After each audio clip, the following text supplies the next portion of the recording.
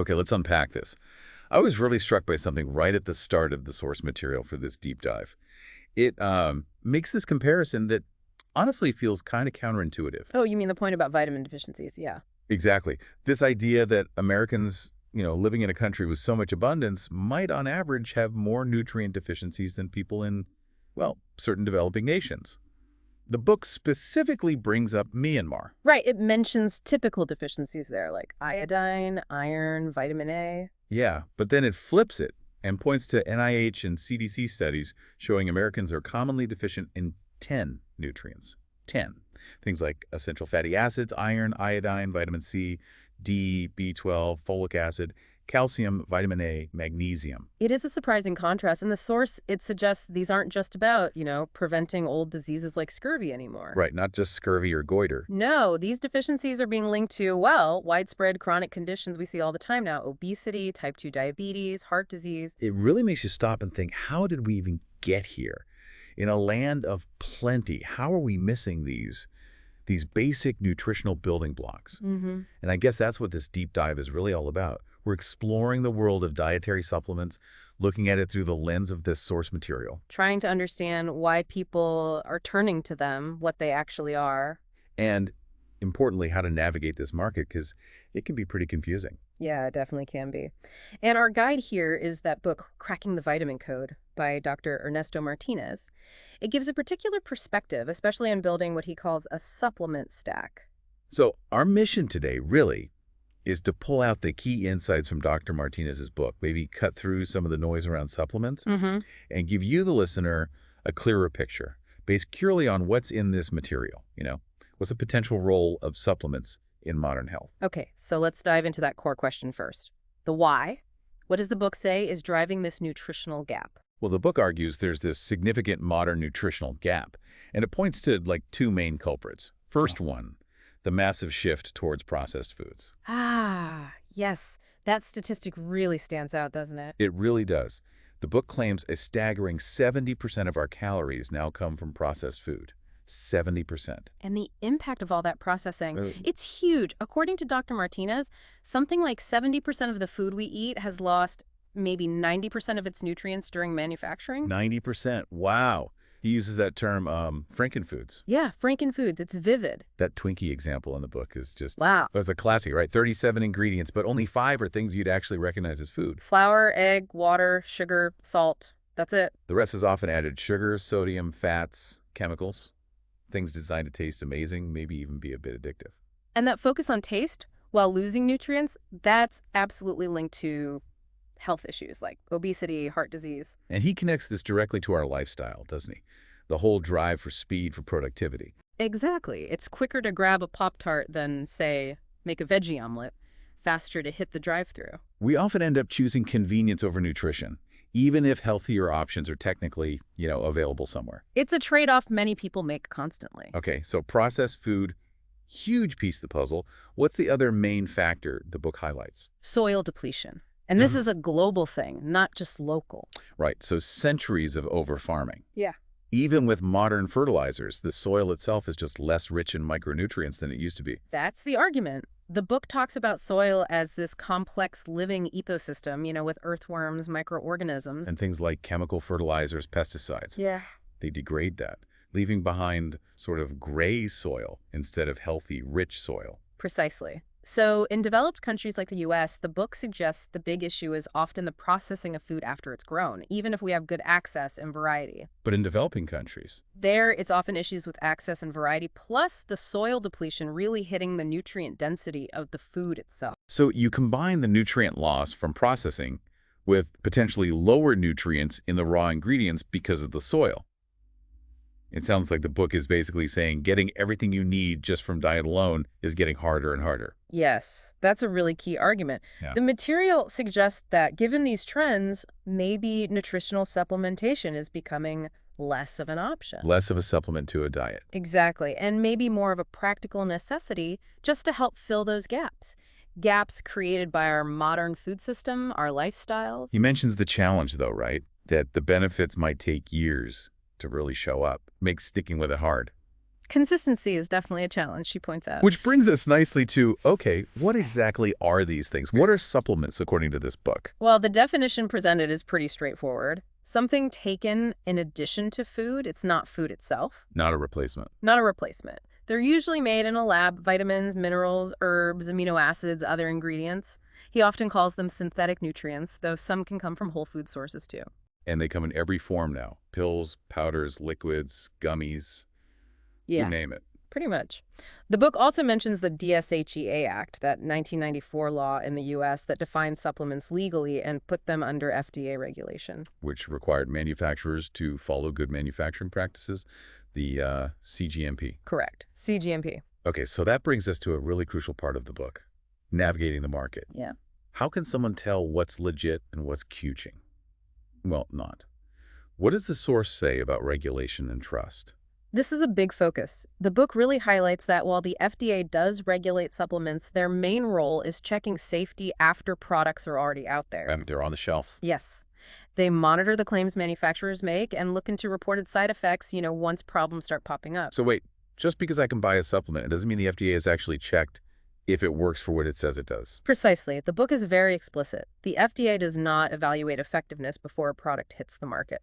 Manufacturers are supposed to follow those CGMP rules, but the source notes that, compliance isn't always strictly enforced. Okay, so effectiveness isn't pre-checked. Compliance might be spotty. How does the book suggest building trust in a product then? It recommends looking for third-party certification. This is voluntary, okay? Not legally required. Right. But it's a way manufacturers can show they're committed to quality and purity. Like those seals you sometimes see. Yeah. USP or NSF. Yes, exactly. Those are mentioned as examples. NSF Certified for Sport gets a specific shout-out for athletes needing assurance against banned substances. Okay. But, and this is a really critical point the book makes, this certification is mainly about quality and purity. Does the bottle contain what the label says? In the right amounts? Is it free from contaminants? But not whether it actually works. Correct. It is not an evaluation or guarantee of the product's effectiveness for whatever it claims to do. That is such an important distinction. So the product is what it says it is, purity-wise, but whether it delivers the benefit, Yeah. that's still on you to research. Pretty much, yeah. You still need to do your homework on the evidence for its effects. And the book gives a list of red flags too, right, for spotting scams? Yeah.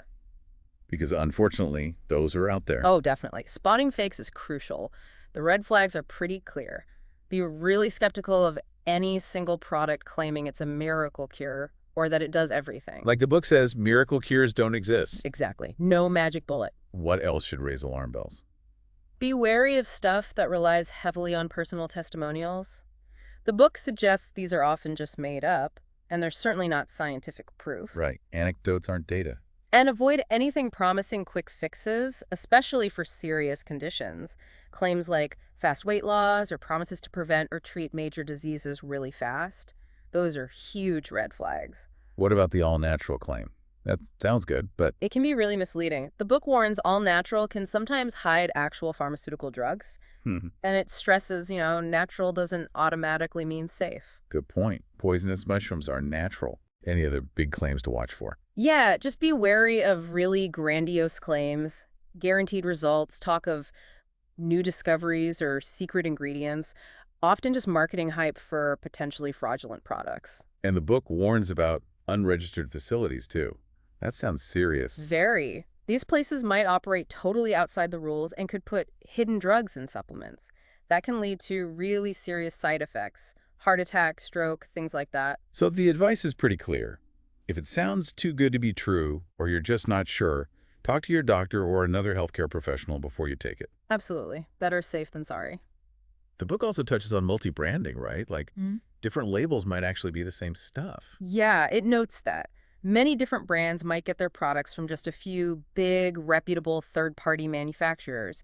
Even big retailers like Costco or Trader Joe's often use these suppliers for their store brands. So the market might look more diverse than it really is. Yeah. And a cheaper store brand isn't necessarily lower quality. Right. It could actually come from the exact same place as a fancier, more expensive brand. Interesting. Okay, so we've talked about why people might look into supplements, how to navigate the market a bit. But here's a really fundamental question the book tackles. Can supplements just replace eating healthy food. Oh, the book is very firm on this. Absolutely not. Supplements cannot make up for a poor diet. And why is that distinction so critical? Well, it boils down to how nutrients work together in food. Synergy. The synergy, right. Nutrients in whole foods don't act alone.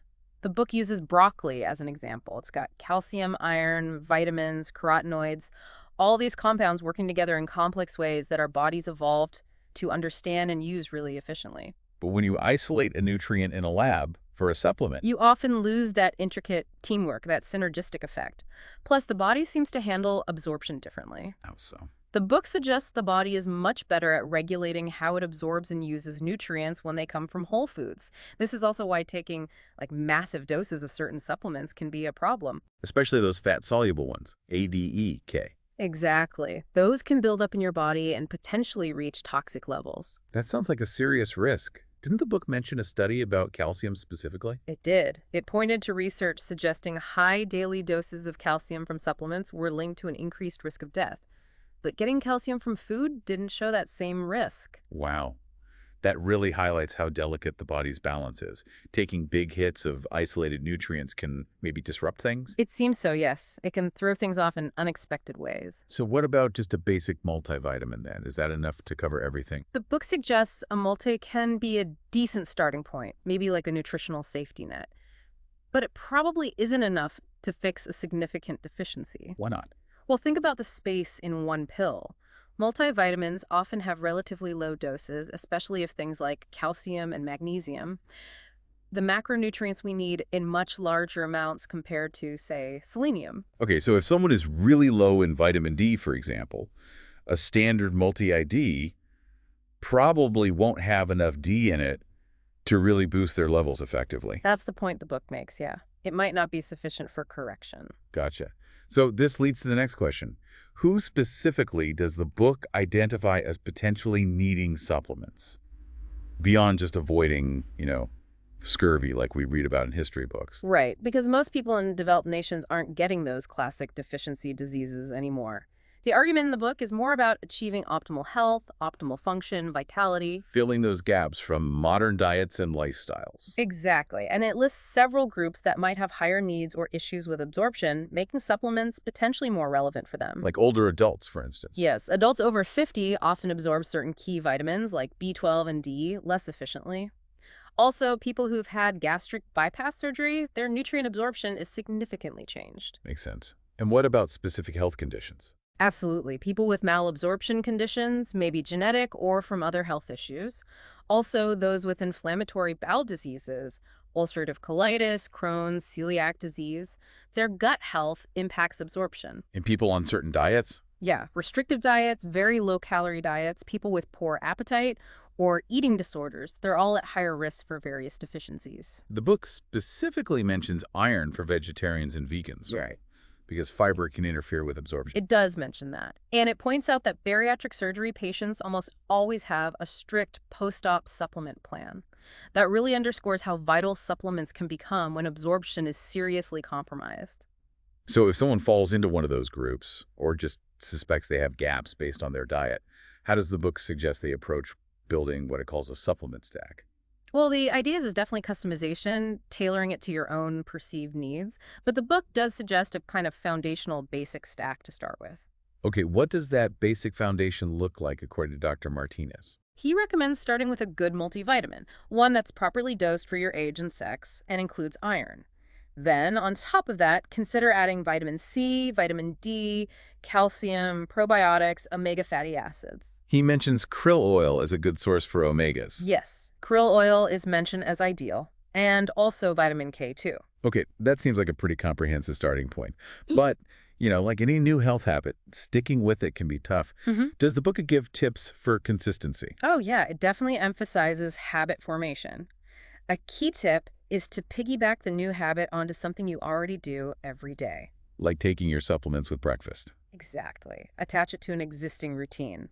And be specific, know exactly which supplements you're taking and exactly when. It even uses that Pavlov's dog analogy, right? Conditioning yourself. Right. And it mentions that classic 21-90 rule, 21 days to form the habit, 90 days to make it more of a lifestyle. Practical tips are always good. What about reducing friction? Yes. Yeah. Use a pill box instead of juggling 5 different bottles every morning. Makes it much easier. Or environmental cues. Yeah, like putting the pill box right next to the glass of water you set out the night before. Simple stuff. The KISS principle. Keep it simple, stupid, especially when you're starting out. And the book says to adjust if needed. Like if something bothers your stomach. For sure. If a pill causes mild upset, try taking it with food. Or maybe switch forms, try a gummy or a liquid if pills are tough. And, of course, you might need to adjust based on cost, too. Makes sense. The book also lists some apps that could be useful, right? For tracking diet and nutrients. Yeah, things like Calorie Counter and Food Diary, Nutrients, ShopWell, MyFitnessPal, MyPlate. Tools that could help you see where potential gaps in your diet might be. Which could then help inform your supplement choices. Exactly. Could help you personalize that stack. Okay, to give listeners a better feel for the kind of detail in the book, maybe we could look at what it says about a few specific supplements. It covers a lot, but we could pick a few diverse examples. Sure, good idea.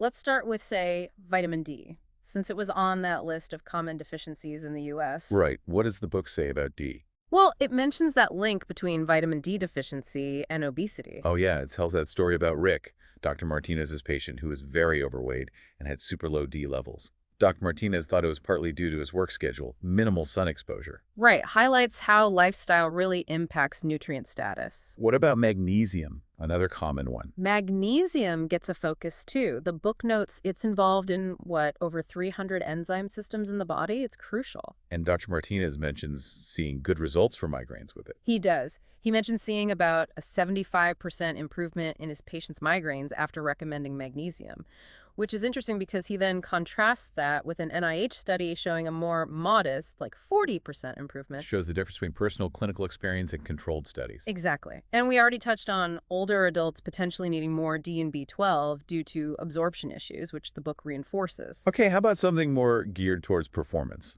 like creatine? Creatine is discussed. It's obviously popular in fitness. The book notes its known benefits for exercise performance, muscle growth. Any potential brain benefits, too? Yeah, potential effects on brain function are mentioned.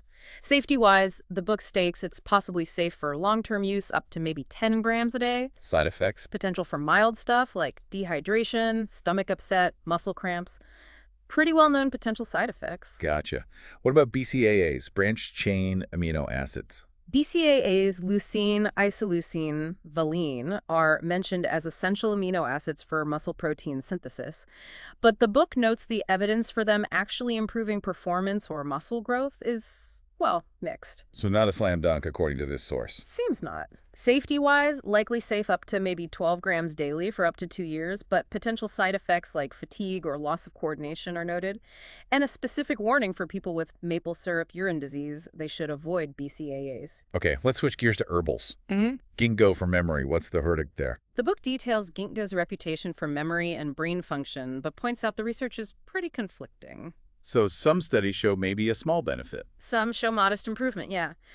But most research cited in the book indicates no significant effect on memory, attention, or other cognitive functions. Side effects are generally mild, though. Ashwagandha. That seems to be everywhere lately, often for stress, called an adaptogen. Ashwagandha is mentioned, common use for stress, yes. But the book notes there's actually little scientific evidence backing that specific adaptogen claim. Interesting. So what does it do, potentially? It contains chemicals that might, based on the info provided, help calm the brain, maybe reduce swelling, lower blood pressure, possibly alter the immune system. But the evidence seems limited or preliminary for many claims. And then there's, horny goat weed. The name alone, what does the book say? Yeah, well, despite its traditional uses for things like ED, sexual issues, bone health, the book is really direct here. It explicitly states there is no good scientific evidence to support any of these uses. Wow. Okay. So, popular claims, but no solid research backing, according to this source. That's what the book indicates. Yes, a clear example of that disconnect. It's also really important we touch on supplements. The book flags for known safety risks. Bitter orange comes up, often in weight loss products. Yes, Bitter orange contains synephrine, which is a stimulant. The book notes it might slightly boost calorie burning or maybe reduce appetite a bit. But effectiveness for actual weight loss is uncertain. Right. Effectiveness is unknown, but critically, it carries significant safety risks. Things like chest pain, anxiety, rapid heart rate, high blood pressure. The book even compares it to ephedra, which got banned. That's a serious warning. What about comfrey, another herb flagged as unsafe? Comfrey is highlighted as dangerous. It contains toxic compounds, pyrrolizidine, alkaloids. These can cause severe liver damage, potentially cancer, even death. So definitely not something to take orally. Absolutely not. The book says it's unsafe orally, and the FDA recommended removing oral comfrey products. Applying it to unbroken skin for short periods might be okay, but even then, there's a risk of absorbing those toxins. Yikes.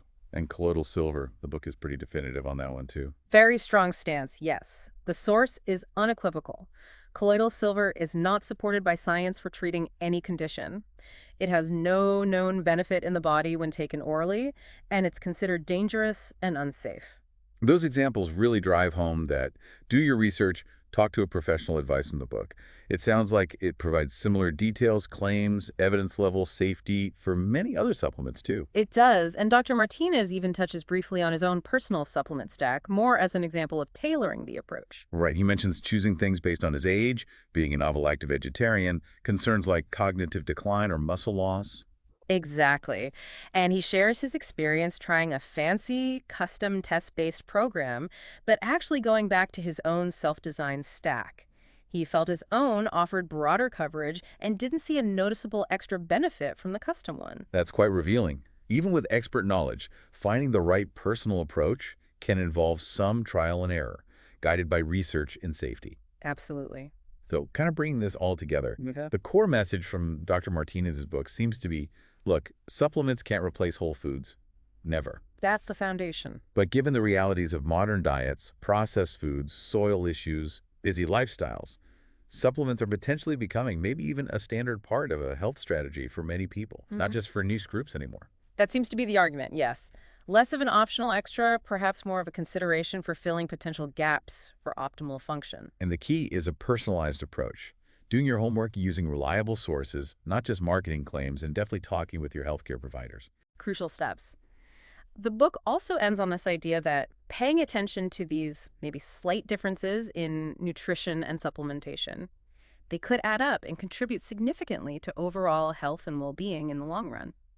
Right, so this deep dive, guided by Dr. Martinez's book, has taken us through why we might even need to think about supplements today, the confusing market, how to potentially navigate it, and looked at some specific examples, both good and potentially bad. Yeah, it really highlights the challenge, doesn't it? Making informed choices when you're up against processed food, maybe less nutritious soil, a really complex market with different levels of evidence and regulation, plus everyone's individual needs are different. Totally. So given how much our food world has changed, and just the sheer amount of information, and yeah, let's be honest, misinformation that's floating around about supplements, it leaves a big question, doesn't it? How will you approach figuring out what your body truly needs to feel its best in today's world?